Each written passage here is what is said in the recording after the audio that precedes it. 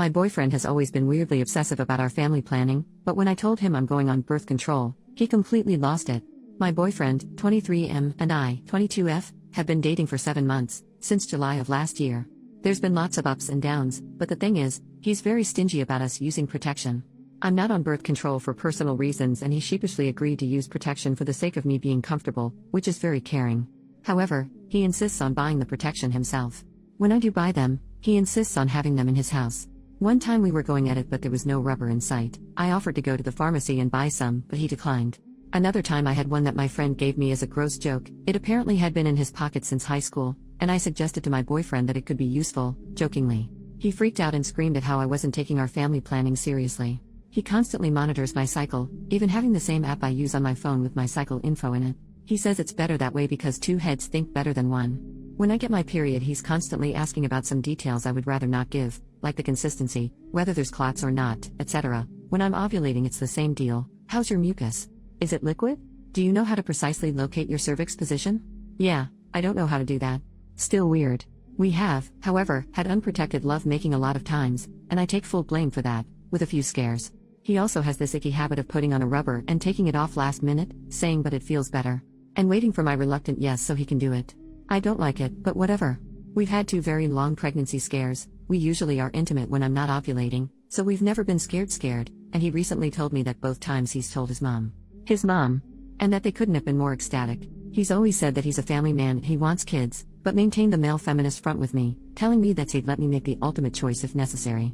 What broke the freaking straw was, I recently got recommended by my doctor this new pills that won't counteract with my other treatments, and I was happy when I told him I had the doctor's appointment.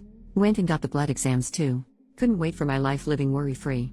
But he freaked out worse than I've ever seen before, asking if it was the right choice, that I should consult with other doctors, that he wanted to come with me to the OB/GYN, and that he should be more involved in this stuff. Should he be more involved? Should I let him into the doctor's appointment? I'm really conflicted.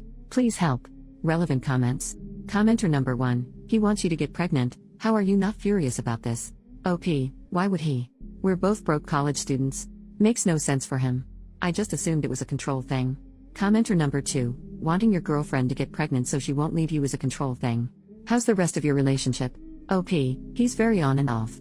Really sweet with gifts and stuff, but then he's annoying about not seeing him enough. I work and study. Now on vacations I'm in charge of my little brothers, and I go work in the afternoon. About me being lazy, about my mom being a stuck-up high-class hag and how I'm just like her, but other days he'll just be sweet and ask me about my day. Recently he pulled a 180 degrees and told me he was going on vacation with his college friends to a beach nearby. It's all good until it's been 3 days and I can't get to him. I call his mom and she tells me he's at, not the place he told me, and they have no signal there. That's why he hasn't texted you back. I freaked the heck out because why would he lie? He came back a few days ago and called me from the bus station. I was obviously furious and almost yelled at him, why would you tell me you were going to X place and not go there? So he started yelling too and complaining that surely he had told me and I wasn't paying attention. Now this is plausible. Maybe I'm confused, but I don't think so.